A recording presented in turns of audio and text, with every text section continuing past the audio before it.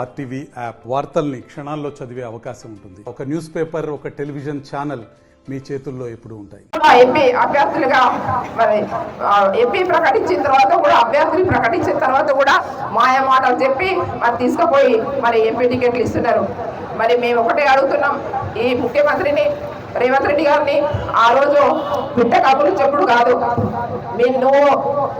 నీకు ప్రేమ, నీకు రోషం, నీకు బుద్ధి, జ్ఞానం ఉంటే మేము ఇవాళ కొమరంభీం జిల్లా నుంచి ఒక ఆదివాసీ బిడ్డగా నేను అడుగుతున్నాను, ఎవరైతే రైతులు ఇవాళ నష్టపోయినో ఇబ్బందిలో ఉన్నారో వారికి పంట నష్టపరిహారం ఎకరానికి 25,000 రూపాయలు వాళ్ళకు ఇవ్వు. ఎవరైతే రైతులకు హామీ ఇచ్చినావో బోనస్ ఇస్తానని ఆ బోనస్ ఇవ్వు. తర్వాత రైతు బంధు ఇవ్వు, 15,000 రూపాయలు నువ్వు ఇస్తానన్నావు. నీ ప్రభుత్వం వచ్చిన తర్వాత ఇప్పుడు అదే 4 ఎకరాలకు మాత్రమే నువ్వు రైతులకు ఇవాళ అదే 5,000 చొప్పున ఇస్తున్నావు. మేము అడుగుతున్నాం ఇవాళ ఇక్కడ ఆదివాసీ బిడ్డగా మేము నువ్వు ఇస్తామని ఏంటి? నువ్వు 5,000 రూపాయలతో 5,000 చొప్పున ఇవాళ 4 ఎకరాలకు మాత్రమే, 3 ఎకరాలకు మాత్రమే కొంతమంది రైతులకు పడ్డాయి, అవి కూడా పూర్తిగా రైతులకు పడలేదు.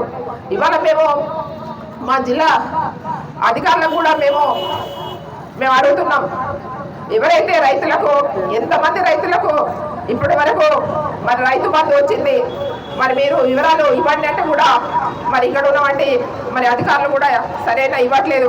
ఎందుకంటే ప్రభుత్వం ఇవ్వలేదు కాబట్టి వాళ్ళు మాకు ఇవ్వట్లేదు. ఇవాళ మేము అడుగుతున్నాం, ఇవాళ రేవంత్ రెడ్డి గారిని ఇవాళ ఏదైతే 15,000 ఎకరానికి ఇస్తామన్నావో ఆ 15,000 ఇచ్చి ఏదైతే నువ్వు ఎలక్షన్కి రా, ఎందుకు చేయలేదు?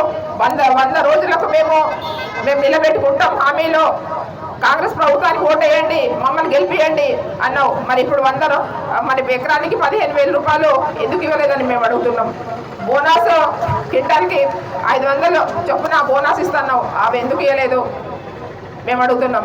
ఇవాళ రైతాంగం ఎంత ఇబ్బందిలో ఉంది. మరిన్ని వీడియోస్ కోసం ఛానల్ ని సబ్స్క్రైబ్ చేయండి, లేటెస్ట్ అప్డేట్స్ కోసం వాట్సాప్ ఛానల్ ని ఫాలో చేయండి అండ్ లింక్ డిస్క్రిప్షన్ లో ఉంది.